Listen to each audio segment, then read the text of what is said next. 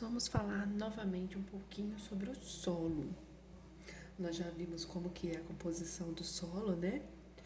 Como o solo é formado. E agora a gente vai ver um pouquinho da utilidade do solo, né? Em que o solo pode ser útil pra gente.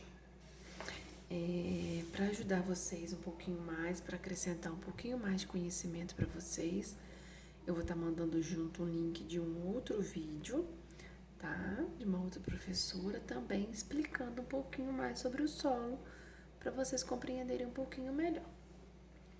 Então, nós vamos começar fazendo a leitura do texto. Usos do solo. Você sabia que o solo é o habitat natural de vários seres vivos?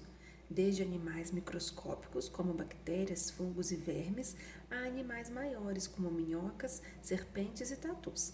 Apesar de nós, seres humanos, não habitarmos diretamente o solo, nós somos os seres vivos que mais o utilizamos. Nós construímos nossas moradias e cidades usando o solo como base. Também retiramos vários recursos do solo, como minerais e petróleo. Além de tudo isso, nós também exploramos o solo para criar animais, que é a pecuária, e a cultivar plantas, que é a agricultura. Na agricultura, por exemplo, o solo é extremamente explorado, pois para cultivar os vegetais utilizados em nossa alimentação, ele precisa estar adequado para todas as exigências particulares de cada cultivo.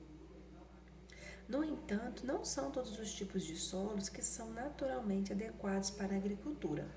Neste caso, estes solos são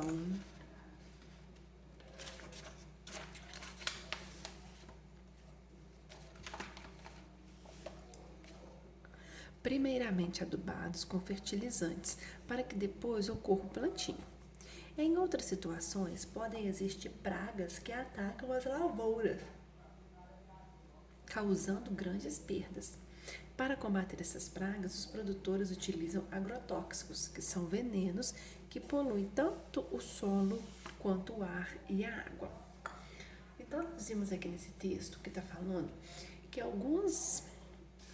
Que fala? Que o solo é o habitat natural de vários seres humanos. O habitat vem falando aqui, o que significa? É o espaço onde os seres vivos vivem e se desenvolvem. É um ambiente natural onde eles nascem e crescem, né? Então, nós temos vários seres vivos que crescem no solo, vários animaizinhos que moram no solo, né? Igual, por exemplo, as minhocas, né? Elas moram dentro do solo, as bactérias, os micro-organismos. Nós, como o texto disse, nós não moramos no solo, mas nós somos os seres vivos que mais utilizamos o solo, porque é no solo que a gente faz a nossa moradia, é no solo que a gente é no solo que a gente cultiva o nosso alimento, que a gente faz a plantação dos alimentos, que a gente cria os animais também para alimento. É no solo que a gente descarta o nosso lixo, porque o lixo, né, que é produzido nas nossas casas também é descartado no solo. Então nós somos os seres vivos que mais utilizam do solo, mas também nós somos os seres vivos que mais estragam o solo. Nós vimos falando aqui, né, que o solo para a plantação, nem todo tipo de solo é um solo bom para a plantação. Então, muitas das vezes é necessário fazer a adubação, que é fortalecer esse solo, melhorar esse solo para o plantio de determinado alimento.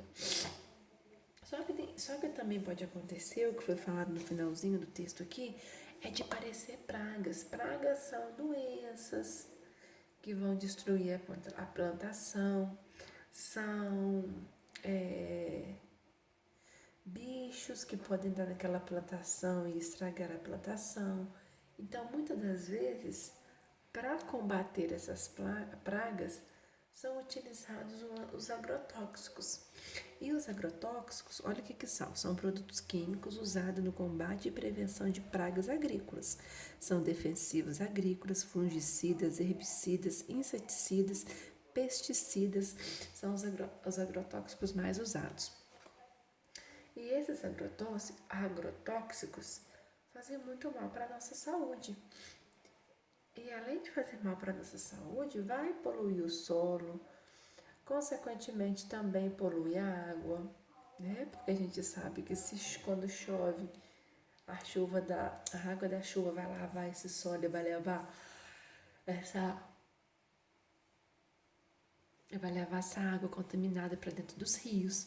A gente sabe que debaixo do solo também existe água, então vai estar contaminando essa água subterrânea. Então, os agrotóxicos são muito utilizados, mas na verdade eles são prejudiciais. Eles vão combater aquelas pragas, mas também vão trazer consequências tanto para o solo quanto também para nossas vidas.